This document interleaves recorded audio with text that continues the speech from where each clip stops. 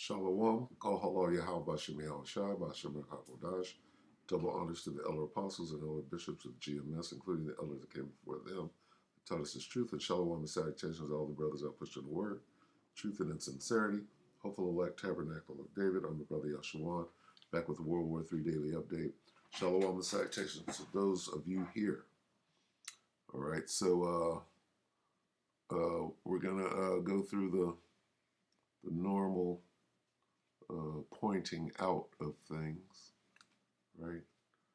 This is going to continue to come out throughout the whole war, right? This is very crucial to understanding what is going on at this moment. So then after that, we'll watch old Johnny Storm at Don't Speak News give you the war update. All right, so this is Matthew 24:6. I'm going to start with the unusual ones, okay? Let's get news first, okay? Aramaic Bible in plain English. It is going to happen that you're going to hear battles and reports. This is reports of wars, all right? Take heed that you be not troubled, for it is necessary that all these things should happen, but it will not yet be the end. I was looking for news. Here it is. Good News Translation. You're going to hear the noise of battles close by and the news of battles far away. So we got news. We got reports. Here's threats. You will soon hear about wars and threats of wars, but don't be afraid. Everybody knows rumors, and ye shall hear of wars and rumors of wars. So we got news, which is what we're getting into. Johnny Storm is going to give you the news. We got threats, many threats. Hey, I'm going to use them nukes. I'm going to use them nukes if you're tripping. Right? That's what Vlad is saying right now. Reports. This is a report. This is the WW3 Daily Update, which is a report. And rumors. Okay? King James, ye shall hear of wars and rumors of war. All right? All right, so let's get to it. This is Johnny Storm at Don't Speak What News. All right? 39 minutes ago, today, which is the 22nd, war news. That's what we're here for, right? Russian nukes can now be used to defend newly annexed Ukraine regions, which primarily Crimea, which they annexed 8 years ago now. And as soon as you encroach or you try to shoot a little missile over there, what does it say? Hey, we could defend what belongs to us. Newly annexed. Whatever land that they've taken, they're like this. Oh, if you, want to try to take it back, we can use it. So the language is very important in the situation. Let's listen to Johnny. Here's Johnny. Serbian president warns of great world conflict within 2 months. Everyone, Johnny Storm, Don't Speak News. Here we go. They are kind of speaking about this one. It's kind of hard to ignore. So the president of Serbia, he warned on Tuesday that the planet is entering into a great world conflict that could take place within the next 2 months. This is coming from Alexander Vucic, who made the alarming comments during the first day of the UN General Assembly session in New York. You see a crisis in every part of the world, he told the Serbian state broadcaster, RTS. I think realistic predictions ought to be even darker, he added. Our position is even worse, since the UN has weakened and the great powers have taken over and practically destroyed the UN order over the last several decades. The Serbian leader cautioned that the war between Russia and Ukraine had moved to a far deadlier phase. He said, I assume that we're leaving the phase of the special military operation and approaching a major armed conflict. And now the question becomes, where is the line? And whether after a certain time, maybe a month or two, we will enter a great world conflict, not seen since the Second World War. There you go. You could say that's a rumor of war all that you like, but guys, he's allied with Putin and Russia, so he's got some inside information here. And they've even talked about maybe sending some of the reservists into Serbia to help. So that could definitely expand things in the Balkans. Vusic's remarks were made on the same day Russian President Putin ordered an immediate partial mobilization of troops amounting to 300,000 soldiers. And there's evidence that it's closer to 1 million. We'll get to that in a second. In a public address to the nation, Putin warned he wasn't bluffing and that he was prepared to use all the means at our disposal to protect Moscow's territorial integrity. He said now they, the West, are talking about nuclear blackmail, but the Zaporizhzhia nuclear power plant was shelled and also some high positions. Representatives of NATO states were saying there might be possibility and permissibility to use nuclear weapons against Russia, he added. Putin ominously asserted that Western powers should be reminded that our country also has various weapons of destruction, and with regard to certain components, they're even more modern than NATO ones. And of course, he's talking about their hypersonic weapons with nuclear warheads that are pretty much unstoppable. So there you go, guys. I don't know how much clearer he can make it. Putin, that is. He's not bluffing. And the Serbian president, too, warning of this great world conflict that's coming. World War III. Russia's not kidding. They weren't kidding when they talked about invading Ukraine, and they're still at war in Ukraine. He wasn't bluffing then. He's not bluffing now. And then Russian nukes can be used to defend the annexed Ukraine regions. Now, this is according to Dmitry Medvedev, who's basically the mouthpiece for Putin when it comes to the read between the line warnings and threats. And of course, this comes off of Putin's speech on Wednesday, announcing the partial mobilization of forces. And of course, that confirmed referendums of occupied portions of Ukraine to join the Russian Federation. And so when they say that they will use nukes to defend their territorial integrity, guys, now they mean these annexed regions, the LPR, the DPR, Kherson, and Zaporizhzhia regions in Ukraine. And Medvedev here says there's no going back, and that a nuclear option could be on the table to defend these regions, because now they're included in the territorial integrity of Russia. Just saying. Trying to make it as clear as I can for you. That if they feel they're going to lose this territory, back to Ukraine and NATO, nuclear weapons could be deployed. And over here, I can't talk about the first part of this because YouTube will censor it. The N-word. I'm going to scroll down here. NASA. You can see for yourselves what's going on inside of Germany, and with all these symbols that are actually illegal in Germany. Okay. And look what Germany is supporting. Unbelievable, guys.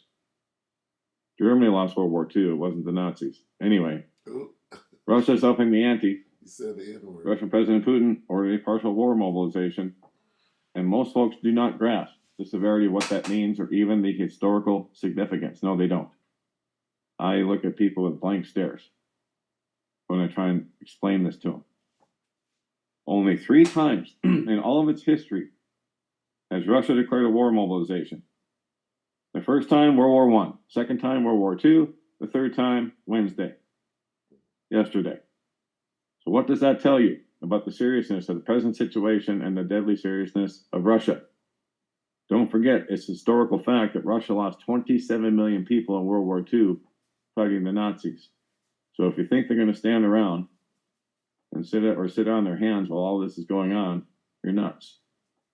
I almost forgot, I got to scroll down here. Russia's taking off the gloves. Yesterday, Russia began calling up 300,000 reserves, and like I said, there's evidence of up to 1 million, actually, as they're doing some of this on the down low.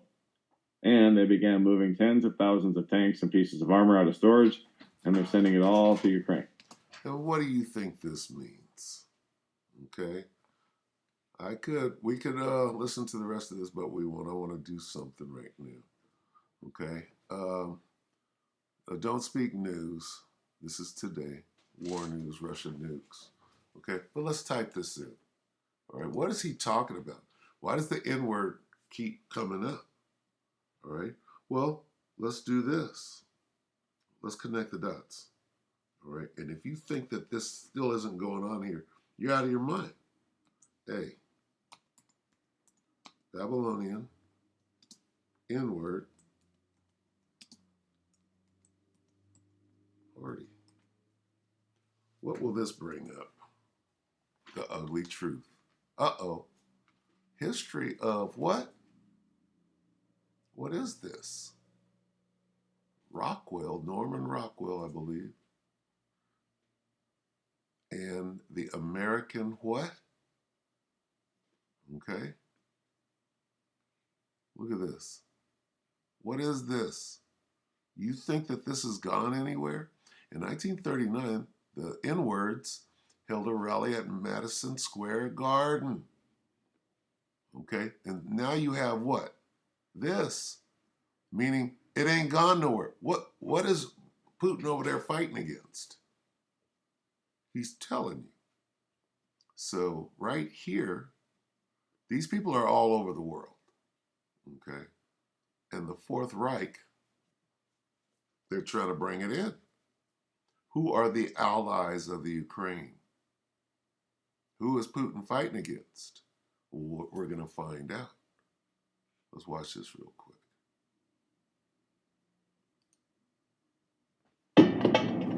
Uh-oh. Uh-oh. Uh-oh. An American citizen was assassinated in broad daylight by a Nazi. Boom. This ain't in World War II. This is today. Okay? Got to wake up and understand what is going on. Okay, I just wanted to show that real quick. All right? Now we'll go here. Now we'll go to the scriptures. We'll go to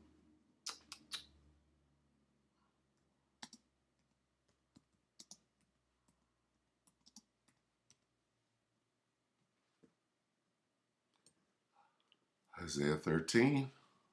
All right? Isaiah 13 and 17. Behold, I will stir, who is I? That's the Most High. Will stir up, right? The Medes against them. Who are the Medes? Let's start with the Medes. Russia. I is the Most High.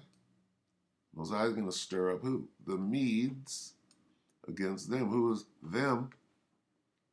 America. The American Nazi Party. Who's over there fighting in the Ukraine? It's a proxy war between who? America and the Russians. Okay? Hey, the Americans are Nazis too. All right? Ask Werner von Braun. Right? Who was Werner? Let's get that.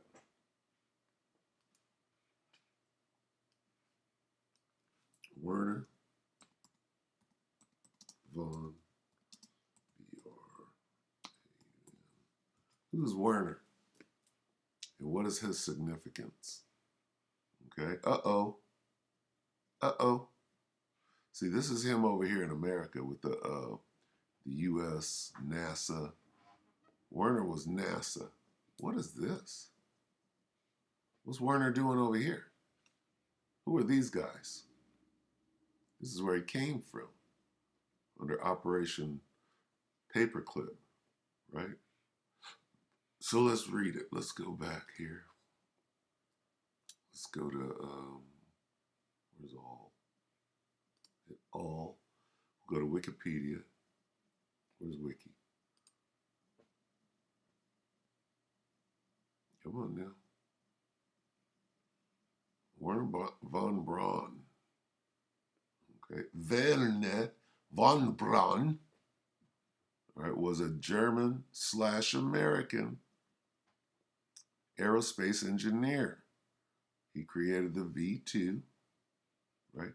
He helped design and co-develop the V2 rocket. Jump back up here. He was a member of the American N-word party. That's where your Saturn V rocket, all of that stuff. NASA. In 1960, his His group, what? Worked with Walt Disney, da-da-da-da. They say anything about, okay, right here.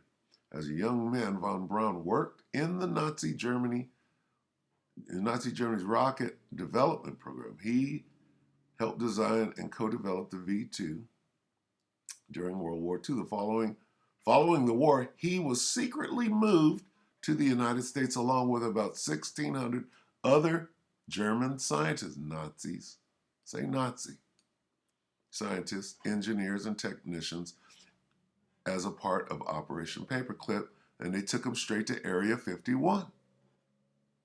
Okay?